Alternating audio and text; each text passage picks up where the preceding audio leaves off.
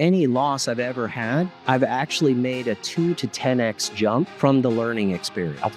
There's another way to play this game, right? We don't have to outsource 100% of our wealth to Wall Street. We can actually invest directly in Main Street. What we need to do is actually we're creating a system around our wealth, and we need to create infrastructure and a team around our wealth. This is one of the things I've learned about the ultra wealthy. Anytime they deploy $1, they look for a multiplier. All right, so in 2000, you had an event happen. You had triplets. Congratulations. But you had to pay for those triplets. You had 4 kids you had to pay for. You were, how old? 20-some years old? 26 years old. I just got out of the Marine Corps and starting my journey in corporate America in the tech industry. Okay, so yeah, that sounds fun. And you had a financial advisor, which, a lot of people at that age wouldn't have a financial advisor, but his best advice on how you're going to pay for 4 kids was to max out your 401k. Sounds very self-serving to him. So that kicked off this entire journey that led to this book that we're going to talk about today, led to you learning how the 1%ers invest and how they build wealth. And I think that's a great starting place. So let's start in 2000. You got triplets, which is quite a gift from God, but also it hits the pocketbook a little bit. So let's talk about that. Yeah, I'll tell you, Chris, I mean, this is really something you see in the news or in the, reading in the newspaper.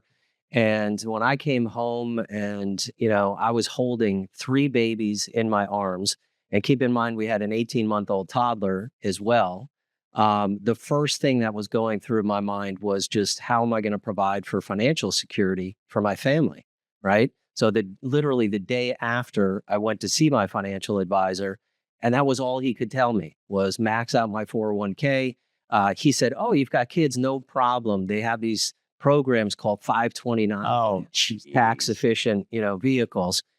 And I'll tell you, it was right then, Chris, that I just knew, I was not going to build real legacy wealth as a retail investor in the stock market.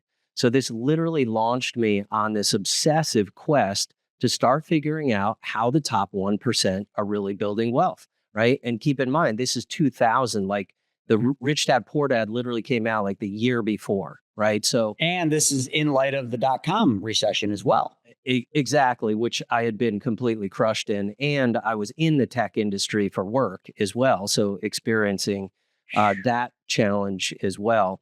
So I started, what I started doing, Chris, is I started, looking at relationship capital, and I started getting into the right rooms, and I started talking to the right people about where could I make, different investments.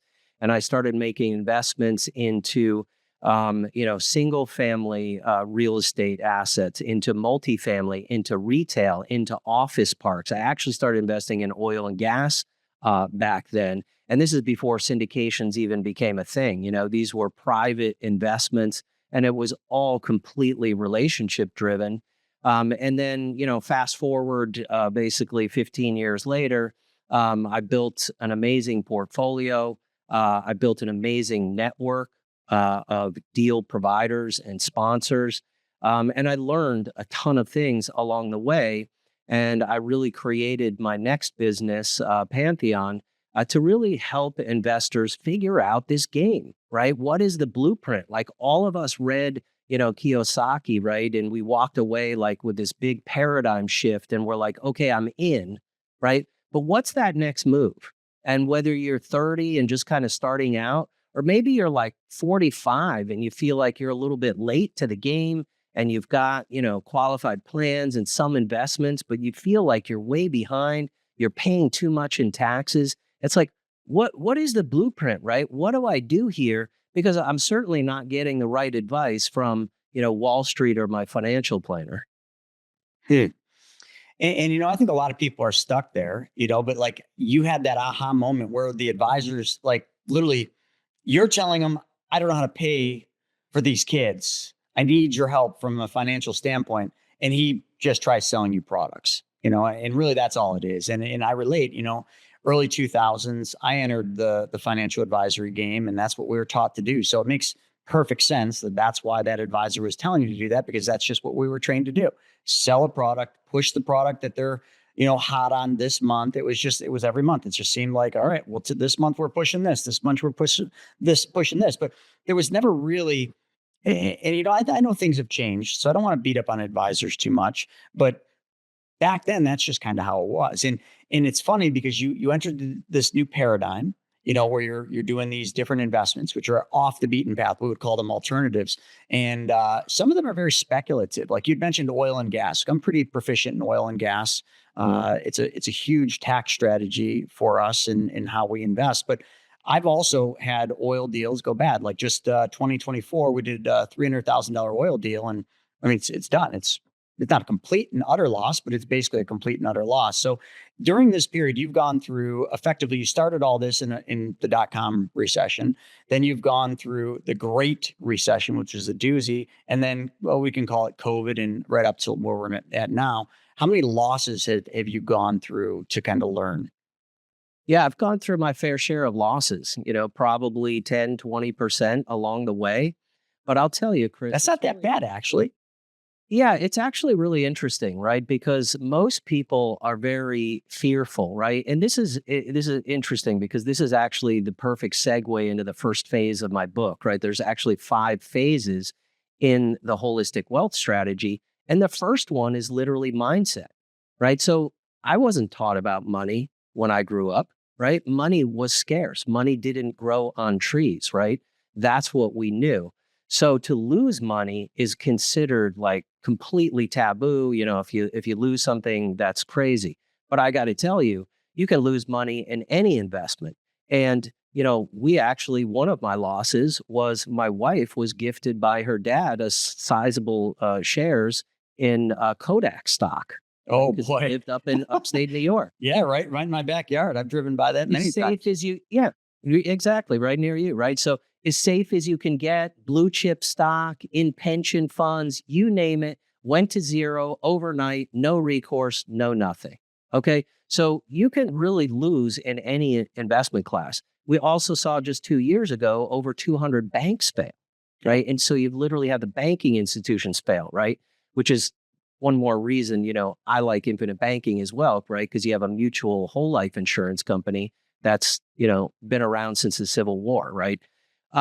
But what's interesting about losses, and a lot of people, it's so interesting how they approach it is, they're coming from the scarcity standpoint. And yes, it's terrible, right? No one wants to lose their precious capital. They've worked really hard from it. But what I've learned is that any loss I've ever had, I've actually made a 2 to 10x jump from the learning That's experience. 100%. And if you look at the top investors of the world, I mean, you can go to BlackRock, you could go, Jamie Dimon, like you name it, go up and down, even some of the best investors in the world, they've all lost money. And the people actually who haven't lost money likely haven't been through different cycles or don't actually have enough capital to really deploy. It's really a feature of the game.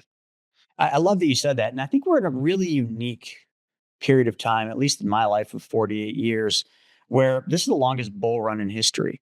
I think the math, if I'm not mistaken, is 38 years old. If someone's 38 or younger, they have truly never felt the financial impacts of a recession. Like they just don't understand the downside. Like, because it's been so good for so long. I know there's been some volatility, but I mean, we're talking 5, maybe 10%, and then it bounces back. So they're just like, okay, well, it's all good. Just, every guru out there, especially the younger folks, no disrespect, but they're just saying, oh, just put money in the S&P 500 and you're going to be fine. It always goes up until it doesn't. And I think there's a lot of stuff brewing. You can really see a lot of the signs right now. And, now with this Iran thing, and there's a lot of geopolitical things out there. But if you just go back to if you follow the bond market, you just look at the basic underlying signals. I mean, darn well we're headed to a slowdown, maybe a recession. I'm not going to call that word out right now, but like people are about to have a wake up call, and it's not going to be a pretty one because people are literally all in and they've forgotten. And I don't just mean the retail investor, I mean the advisors. There's a lot of young advisors that just don't understand that their job is actually risk mitigation and making sure their clients don't lose. But all they've been doing is just making. So they've taken their blinders, or they put their blinders on, I think would be the way to say it. And they don't even see the risks coming. I see this every day with people, but the wealthy families that we work with and the wealthy individuals, they see exactly what you and I are talking about. They know the downsides. They've lost money. And because they've lost, they've learned. And it becomes a game of, there's a lot of rich people, and rich is defined by people that make a lot of money. They usually look like they got a lot of money. But when you really uncover, just peel the onion one time, below the surface, there's really not much there. There's no savings. They're spending what they're making. Maybe they're putting money in a 401k. Then there's the wealthy. And what the wealthy have gained is wisdom. And really, I always just say the difference between the rich and the wealthy is wealthy have learned how not to give the money back. But the only way you learn that is by learning a strategy like your book talks about, okay? Or getting around the right, like you had said, relationships, or the right persons that can teach you what they've learned through wisdom, or just having learned yourself the hard way by losing. I mean, those are, to me, the only ways you really gain this wisdom to become, the quintessential wealthy person that we all want to be. Yeah, the systemic problem is really a lack of education, right? So everyone's 100%. your financial IQ is directly proportional to your net worth, right? And this is why we often see like, athletes and things like that, pro athletes who make, huge salaries, but then they end up losing it all, right? Because their financial IQ just cannot keep up with it. And you'll find that most people have a barometer for their net worth, right? It keeps plateauing at certain levels. But like we run a mastermind community and the people in there are completely engaged and hungry to learn more and to 10x their wealth. So their financial IQ keeps going up and they find that actually money just starts coming to them, right? And they're playing the game right. They've created a system that's very comprehensive and they have a full plan. You had mentioned a book that I think just about everybody watching this has read or is familiar with, Kiyosaki's Rich Dad, Poor Dad. And, when I think back, and I've got 6 books and I've got one more coming out. And I just always judge my books on, can I get a book that does what, Robert Kiyosaki's book did? Because that book, for anyone that's read it, you mentioned it, but everybody knows it. Like there was a giant shift. Not just a shift in your mindset, but a shift in your overall being on how you looked at things. And just that simple book never allowed you to think about things the regular way. But the problem I see is with that book, it was written a long time ago. And a lot of people have kind of drifted back to the bad habits. They've gotten away from the quadrants and the cash flow being the king and everything else. And they've kind of gone into this la la land that we're in today. Like, what do you think was the reason why that book was so impactful for so many people? And why do you think so many people are drifting away from what that book taught? Yeah, good question. I actually just had Sharon Lechter, who is the co-CEO of Love Sharon. She was just on our show. And we talked about that actually, right? And I think a lot of it was truly, I mean, the whole intention of that book was actually to create the board game and help educate people on how to play the game differently, right? This is how the wealthy are actually playing the game. And if you've ever played the game, it's going on the outer edge, right? Where you're doing bigger deals, you're finding tax advantage deals. I call it this trifecta, where you can actually invest and get tax efficiency in your investment. You can drive passive income and some type of forced appreciation. Versus if you compare that to stocks, it's really just linear. All we're doing is actually hoping it's going to go up in value over time. And then there's all these myths out there, like your money is just going to go up, and maybe you think the S&P is going up 7-8%, but they forget to tell you about things like taxes, fees, and inflation that really erode that total value down to more like a 2.5% return. So it's not really, truly there. But I think, that book really opened people's eyes in terms of making a paradigm shift to realize that, hey, there's another way to play this game, right? We don't have to outsource 100% of our wealth to Wall Street. We can actually invest directly in Main Street, but there's a lot of nuance with that, right? Like, how do I actually do that, right? Which is, what I kind of struggled with in 2000 is, how I'm on board, right? I'm ready to invest in real estate. And I can tell you, Chris, like I remember we were living in Denver at the time and we had the triplets, 6 months old in the back of the car going to visit rental properties at 6 p.m. at night. And you could just imagine, right? We're bribing them with lollipops and, trying to get the kids to be quiet while we go tour some property. And then we'd put them down to bed at night and I'd be crunching the numbers. And I was thinking, this is crazy. There's people doing this full time. Like, this is a really competitive market. That's even in 2000, to actually get into deals. So the private markets are just very opaque. And frankly, they're opaque on purpose, right? A lot of the wealthy, don't really put out their game plan of what they're doing. It's all kind of based on access and who you know and what you know, right? So I've really spent the past 25 years trying to decode a lot of these things and put it into more of a simplistic plan for you to be able to make the right moves. Like, how do I actually find deals? What asset classes should I be invested for? How do I prioritize asset allocation? Does it really make sense to put 100% of my portfolio in stocks, bonds, and mutual funds and have complete exposure, to the stock market? Or let's just take this one, for instance, right? Does it even make sense to defer your taxes, right? All you're doing is I don't think so. kicking the can down the road, right? I'd rather pay taxes on the seed rather than the harvest, right? So as you start to uncover these things, and they're actually right in front of our face, it's just no one really educated us the right way to realize, this just doesn't make sense, right? And as I start to learn that, it's like, okay, yeah, I want to pay the least amount in taxes. That's actually going to free up about 40% of my capital to now redeploy and actually partner with the government and invest where they want me to invest. And oh, by the way, instead of investing for retirement funds at age 59 and a half, I can invest for cash flow now, and I might be able to retire my wife or something, right? Or I can actually have financial freedom and travel the world with my kids and live my best life. Or I can invest in my health, or invest in education, right? And just really 10x where I want to go and the impact I want to create in life. Why should we defer that in this model that takes us to 59 and a half? It's completely archaic.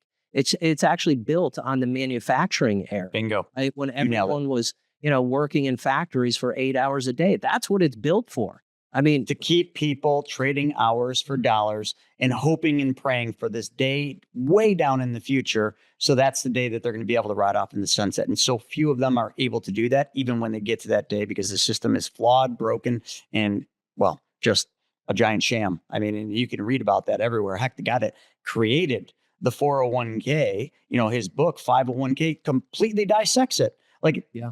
Basically says, I created this thing, and then they made it into this thing that just basically is terrible. And the first chapter of that book, he talks about the Swiss Army knife, which is the product that everybody is told not to put their money into, which is whole life insurance. He says it's the Swiss Army knife of the financial industry. I'm not going to go deep into that, but it's every wealthy person, yourself included, that I've talked to. I don't have to talk about infinite banking. I don't even need to bring it up. You already know about it. You already understand why the wealthy have used it. But yet when I talk to the masses, they're like, that's the worst place you could ever put your money. That's the stupidest thing I've ever heard. Listen, from the sheer bare bone basics, like, you put your money, even if it's not even a specially designed whole life, let's just say a regular whole life. Let's say over 10 years, your IRR, your internal rate of return, you never borrow from it. You just put the money in it and let it sit. Let's call it 5%. That's about right. You would have to earn, depending on your tax rate, but the tax equivalent yield in any taxed investment, you'd have to earn 7+% to get the same thing as you did in this guaranteed boring ass whole life insurance policy. So like right there, like that's never talked about. People don't understand that, but like that's the fact. Same thing with a Roth IRA. Oh, I don't want to do a Roth because I want to get the tax deduction today. I'm like, you don't understand money. Your dollars are going to be worth less in the future than they are today, guaranteed. And taxes pretty much guaranteed to be higher than they are today down the line. So you're getting a tax deduction today, and tomorrow you're going to pay more taxes on weaker dollars. And that's winning. That's why people can't retire. That's why they work second jobs. That's why they have to downgrade their life into retirement instead of upgrading their life and living the bucket list that we always talk about. Your real estate business lives and dies by the network and the connections that you make. I mean, after all, your network, well, it's your net worth. That's what you always heard, right? If that's an area where you desire improvement, well, Private Money Club, it's for you.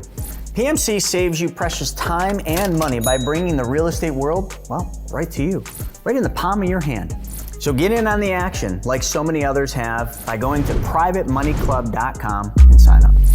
Dude, it's completely broken, which is is one thing I want to get back to your book, the holistic wealth strategy. It talks about the strategies, and I want to unpack some of those strategies on the show. But listen, folks, if you're listening, he's going to give you a copy of the book. Okay. We're going to have a link right up in the description or down in the description, whatever you're looking at. You can get this book for free. You need to understand these strategies, because the whole thing you're probably subscribing to is just one giant path to nowhere. So Dave, can we get a little bit into the strategies of wealth and how different it is from what most people are practicing and doing? Yeah, 100%, Chris. And there's some great perspective I can give on the infinite banking too. So essentially, there's five phases to this framework. It's very flexible, and it all starts with having a vision, right? And most people actually, if you don't have a target, you're always going to miss, right? So you've got to create that wealth vision. Where do you see yourself in the next 5, 10 years with your family, your freedom, right? We're all looking for this financial freedom, but what does that really mean to you? If I put $1 billion in your account, what are you going to be doing? Where are you going to be? Who are you going to be with, right? A lot of people haven't actually thought through that. But it's once that you can get clarity on what your vision is, you can start to break down some doors, right? And you can start to put some energy on what's really important and meaningful to you, right? So we start really with a vision, and then we move into phase one. And it's so interesting, Chris. Phase one is like, all it is, it's all about mindset.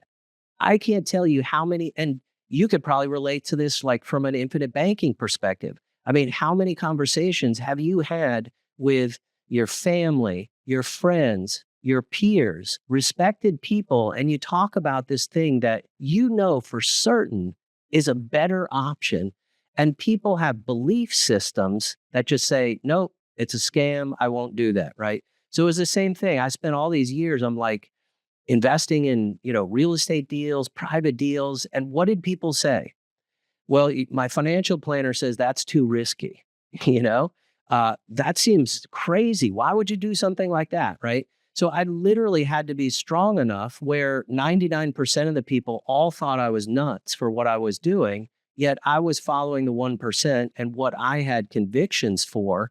And that's what really got me through. So you have to have a growth mindset, and you have to push back of all these belief systems that are put in place. Things like defer your taxes, things like the only where to invest is in Wall Street, right? We want to be focusing, on that growth mindset, and then start to create goals and habits to actually support that. If you can't get here, if you can't get past this, you're not going anywhere. Just be in the masses, right? And that's okay for some people, actually. This isn't actually for everyone, right? Some people want, that structure, but that's really phase one. And then after that, we shift into phase two. And phase two is all about increasing your financial IQ, right? And not only your financial IQ, but your mindset IQ, your health IQ. And I like to define wealth and really 6 forms of capital, right? We all know about financial capital, but there's these other things that are so important that once you finally get to that extra zero, you're going to realize, hey, it's not really materially changing my life. So there's other things like intellectual capital, spiritual capital, emotional capital, physical capital. You could have all the money in the world, but if you don't have your health like Steve Jobs, right? What is it all good? It's good for nothing. I relate so much to that. Yeah. So we have to completely be investing in our health. We have to be investing, intellectually. Like I spend, 6 figures a year on coaching, I've got all kinds of coaches in my life and going to different masterminds and constantly learning and being a lifelong learner. Right. And that's how my net worth can proportionally grow, to my IQ. But most people just sit kind of status quo. Yeah. So I want to talk about that for a second, because this is going to hit home. There's a lot of very wealthy individuals that watch this podcast, and they all understand what you just said. But then there's a lot of people that are watching that maybe aren't there. They're not the 5%, right? Because you mentioned the 595, and that isn't just a number you pulled out of your head. That is a definitive studied number that 95, if you just look at Social Security, out of all the people that retire, okay, and you look at Social Security statistics, only 5% of all the population that retires are going to be financially successful. Only one of the 5% will be wealthy. There's your 1%ers. The other 95% conform to someone telling them what to do, following somebody's failed dream, somebody's failed plan. So there's a lot of defined proof that 595 is a very real thing. But the 5% gets to a point where they're making great money. They build wealth. And you alluded to this. And all of a sudden they realize that the extra zero that they're making doesn't change their life, doesn't move the needle for them anymore, because money has a very defined declining, what do they call that? You might know, as you make more, money is less important. I think it's oh gosh, I can't think what it's called. Doesn't matter, but you have to find other purposes than just making more money. And that's where the spiritual part comes in. That's where your charitable giving comes in. Why is it that every wealthy individual has probably a private foundation that they spend a lot of their time doing and giving to, or a charitable remainder trust or something to that extent? Because that becomes the most important thing. Because all of a sudden you have abundance, and now you need to share that abundance. And that's just a universal law. You go out there and you solve other people's problems, your problems get solved. And you start to realize that. And as you do more and more and more and give more and more, you get more. And that isn't the goal, because you're just doing it because you want to have purpose. And I think that's probably one of the most important things in this book, that you teach about, because that is real and people won't realize it until they get to that point. And many won't get to it. That's the sad fact of reality is, if you're the 95%, you're never going to understand what we're talking about here. But for the 5%, you already understand it. So let's continue moving on beyond that part. Yeah, 100%. So phase 3, I think you'll really like, right? We now have the right mindset to be thinking about, okay, a different game that we can play, right? We're trying to get educated and everything. And we're looking at, how do we start to deploy capital? But what we need to do is actually we're creating a system around our wealth, and we need to create infrastructure and a team around our wealth. Okay. And this is very akin to exactly what family offices do. And you don't need to have 100 million in net worth. You can have $1 million in net worth. But if you're not thinking about estate planning, tax planning, and I mean tax planning, not tax preparation, but actually working with a tax planner strategically to lower your taxes, you're going to continually be behind the 8 ball, right? This is where infinite banking comes in, right? Because in this system, what we're trying to do is we're trying to create predictability. We're trying to create control, right? And this is such a fantastic vehicle to be able to do this. And I spent a lot of time with family offices, ultra high net worth individuals. And this is literally one of the cornerstones that they use to house and protect their capital, use and manage that liquidity, and maintain that control, right? Because now they have tax-free growth that they can use. They can also start to leverage this capital for dry powder to go into deals. And then also they can weather any kind of economic recession because they have 3 years of capital and liquidity to be able to do that. This is the best place to do that. Much safer than a bank, right? And it's multidimensional. This is one of the things I've learned about the ultra wealthy, right? Anytime they deploy $1, they look for a multiplier. How can I get this $1 to do multiple things? When I invest in a stock, all it's doing is I'm hoping, unless you're day trading, I'm hoping it's going to go up in time, right? But if I put it into an infinite banking policy, as you well know, it's doing at least a dozen things for me, right? Right there. And so when I apply that value to it, the value is unlimited, right? And so we look at things like infinite banking for this control and architecture in our wealth. We look for strategic tax planning to really, if someone would have told me this, Chris, when I was like, 25, it would have been a miracle, right? But simply put, if you're a business owner, you can be paying 20% or less in taxes. If you're an investor, you can be paying 0% taxes. So wherever you are on that income stream, you have opportunity there, okay? And we're all always thinking about yield in terms of investments. I get 10% here, I get 12 there, I get 8 here, Well, what if you could reduce your taxes 10% a year, 15% a year, 20% a year, and I could move from an investment that's doing 8% to 16%, and now I add that 20, now you're talking about 36% a year. And now start compounding that, Chris, it becomes completely exponential. This is the game the wealthy have mastered, right? And this is what we talk about when we talk about creating a system and an architecture around your wealth, so you can have really this flywheel that's completely compounding, and all at the same time, you have that control and predictability. See, you just nailed it. You literally summed that up so eloquently that I don't even know how to add to that. But it's a simple premise of the wealthy figure out that I've got these dollars. These dollars have to be in motion. I have to have my money in motion all the time. But can I have my money in motion earning for me twice? The average person doesn't know how to do this because they put their money in traditional vehicles. So then when they deploy that capital and they invest it in anything, it moves from one account that was earning, but then they move it, it stops earning there and it goes into this new one. And they're hoping and praying it goes up, as you mentioned. We'll call that the stock market.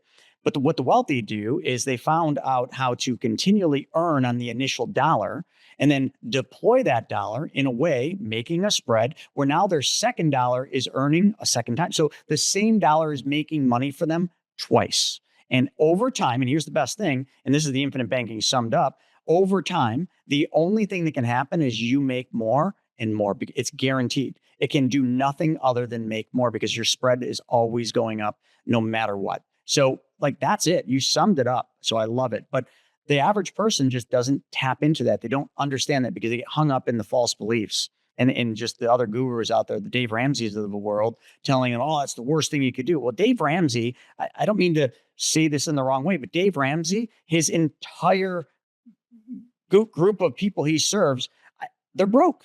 I don't mean to be rude, but that's what his message is. It's getting people from literally the point of paycheck to paycheck to being out of debt, which is just so you all know, being out of debt means you're at zero. You haven't built wealth. You've just gotten to the zero line, where that's not what we teach. We teach people how to take wealth or take debts and turn them into wealth by growing, getting out of debt, and also building wealth at the exact same time. And that just doesn't resonate for people. So I love that you brought that up. Let's keep going. Yeah. So now we move into phase 4. And this is the fun part. A lot of people will say, okay, I'm on board with this, right? But I don't have any, free capital right now to actually deploy or invest, right? What do I do first, right? Well, we call this asset repositioning. So many people, 90% of Americans have their money in 2 different places. It's in trapped equity in their homes, or it's in qualified government-sponsored qualified plans, right? So what's the option there? Well, last time I checked, if you could get a home equity line of credit or something for 8%, we have a private credit fund that's delivering, in the 20s, right, type of percentage. You could cash flow this thing, right? Increase your mortgage interest deduction and arbitrage that. And then start taking, capital that you didn't even have. It was sitting idle inside of your house, right, doing nothing. And now you can actually start to create a yield on that, reduce your taxes at the same time. And oh, by the way, you even reduce your risk because now the bank actually owns more of your house than you do, right? People don't actually think about that. And the other thing is about, investing in debt that people don't realize, right, is with the debasement of the dollar and fiat currency, right, your debt is actually worth less over time, right? So why not take on more debt to be able to manage that, right? So now we've just added literally 4 dimensions into how we can actually optimize some of our capital right there. And let me caveat that with, I'm not a CPA, I'm not a financial planner, right? I'm just merely pointing out some potential chess moves that you could make, things that I've done, and I've been very successful, but everything takes, risk, things like that. The other piece here, Chris, is, if you do have qualified plans, right, I'm sure your audience knows, but if you don't, right, you can use what's called self-directed investment vehicles, right? And, you can take that. So again, like in our private credit fund as an example, right? You've got money tied up, it's in capital there. Maybe it's making 7% in the S&P. You could literally triple what you're getting by putting it into a private asset, right, that's already performing, doing well. It's totally non-correlated to the stock market, so you reduce your risk. It's actually performing better than bonds. And now, now you have an asset base that's, working, even greater for you, right? So there's a lot of ways to actually do some creative thinking and creative finance to really optimize the assets you do have. And then as you start to put this stuff in gear, again, you're starting to get that flywheel going. I love that word flywheel. I just did a training yesterday and we talked heavily about the flywheel. And once the flywheel is going, it just basically creates the momentum to kind of push into these other things. I've been using self-directed IRAs since 2014 when I was an advisor. Clearly, they had a 401k that I put a lot of money into. So when I left the advisory world, I had learned about self-directed IRAs in 14. I left the advisory world in 18 was my final year. You could call it 16. And I moved all of my assets into self-directed IRAs. Ever since then, I have done exactly what you're talking about. And the funny thing is, and I'd be happy to show anyone my statement, like the return, it's just this, it's not the ping pong you get with the stock market. It's just this, not a straight line up, but it's just a nice, gradual, steady line up. And it's been like that ever since I did it. And it's just because you basically get out of the rat race of the market and the volatility. You find assets that like, and understand to invest in or to lend on, which is what I do, private lending. You're in a first lien position on the property, so the risk is mitigated tremendously. I've had deals slow pay. I've had deals stop paying, but you still have the asset backing it. Like you had mentioned with Kodak, like Kodak had lots of assets, but as a stockholder, did that benefit you at all? Or it didn't benefit you and your wife at all. They went belly up. Everybody lost everything. That just doesn't happen. Like banks lend on real estate because they know the risks. Like they still have the underlying asset. And as long as the asset holds the value or is worth more, so that's why they don't lend 100%. They do like 70 or 80% LTV. They're protected. They know they've got a 20% buffer that they're good on. So That's what I've done. And even though I've suffered some losses, I still have the assets that I went after, foreclosed on them, got my money back. It took time, but no big deal. And that's what people need to realize is, when they talk about risk or their advisor says, oh, self-directed IRAs or private lending, that's so risky. Really? Compared to what? Like, that's the thing. It's always, you got to have a baseline to say compared to what? So Chris, you're going to love this. Okay. Let's present actually a third option. So in my journey, in my first 5 years, I was investing in all kinds of assets, as I mentioned, until what happens? You run out of capital. And you're like waiting for liquidity, to go do the next deal. So I had all this capital tied up in 401k. So, and again, this is not financial advice, but what did I do? I did a complete contrarian move, which people say, you can't sell your 401k. Yeah, I can. There's a 10% penalty, right? So I kind of worked through this really objectively. I built a pretty comprehensive spreadsheet. And in fact, if anyone wants a copy of it, we have something we can share with you called a 401k exit calculator. So I literally calculated, I'll pay a 10% penalty. I'll even pay my 32% tax bracket or whatever I was in at the time. You can manipulate this. And then I projected out and I made my assumptions. So given the deals I had done in the real estate deals, I estimated I was able to do like a 20% return and no taxes on that, right? So my compounding, because all of the cash flow and everything was very tax advantage. So I figured, hey, I would break even in about 5 years and then, talk about that growth curve. When you see this on a visual chart, Chris, it's unbelievable. In fact, we just rolled out a software product called Pantheon Wealth OS, which allows you to model some of these simulations. And you start to compare this about, okay, and in fact, I even know the number. So if you take 100K and you paid 10% in penalty and you paid the 30% in taxes, let's say you have a net investable 55,000, okay? That 55,000, if you compound that out for a 20-year period, that's tax advantaged at a 20% rate. Guess what the ending value is in 20 years? How much is it? It's over 2 million. And guess what it is? Taxes back. Guess what it is? The 100K Had you left it in the 401k, averaging the S&P return about 7 something percent. 700,000.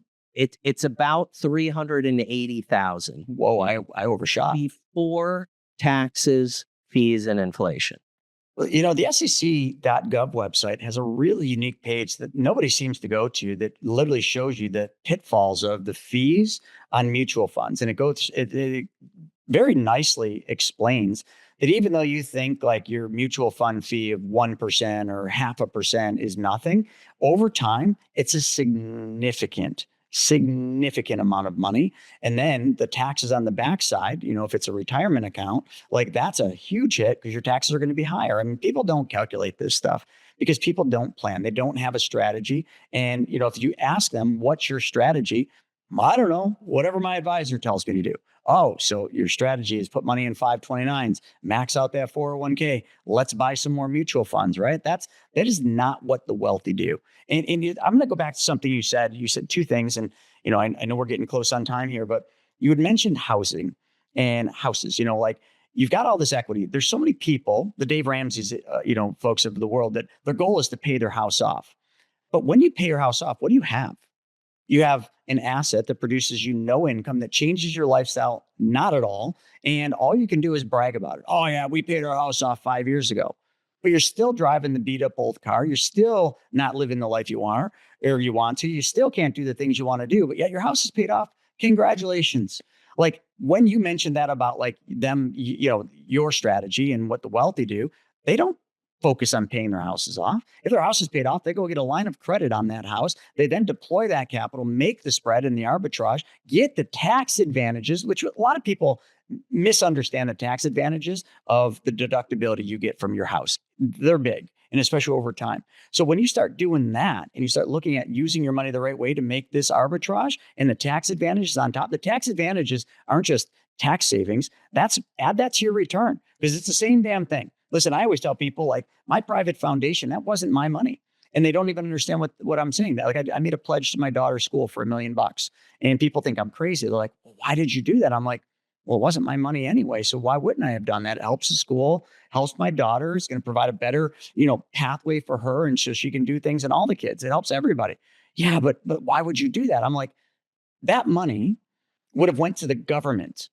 What is the government going to do with that $1 million?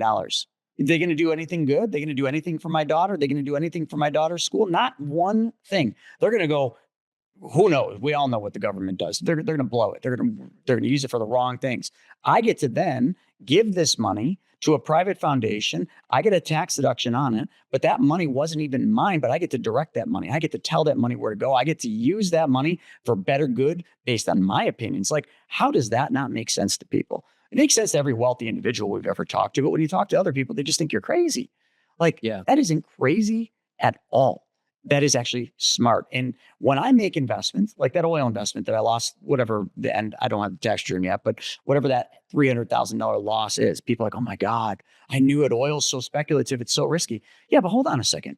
I didn't lose $300,000. You see, under the tax bill, okay, the tax code, there's all sorts of tax incentives for oil investments, the intangibles and everything else that I got to write off. So I probably, out of that $300,000, I probably received, I'm just speculating here, I don't know the exact number, 200 and some thousand in deductions, I would guess.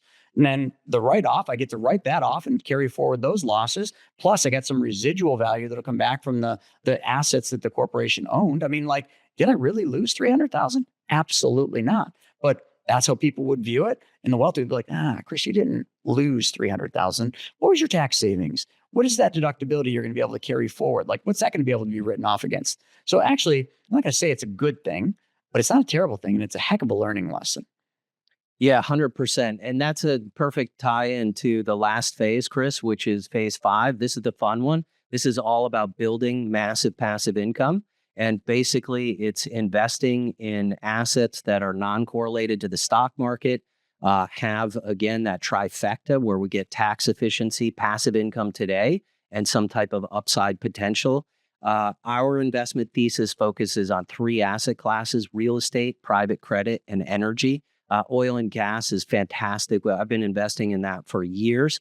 It's just like real estate or any other private deal. It's just super important to do your due diligence and work with an institutional operator. And you can get up to 100% of your investment is completely tax deductible, Correct. especially if you're an active income earner. This is a fantastic play, right, to add to your portfolio mix. I love it, man. I love it. And you're speaking my language, and I know a lot of the people listening to this, they're like, yeah, this is great. But what you've done with holistic wealth strategies, you put it all into one system, right? Like you start from the beginning and you go to the end. Now, some people that are reading that, they got the mindset dialed. So, right, they go to the chapter and they just keep plugging it in. But we covered so much just in this short time we've been doing this episode.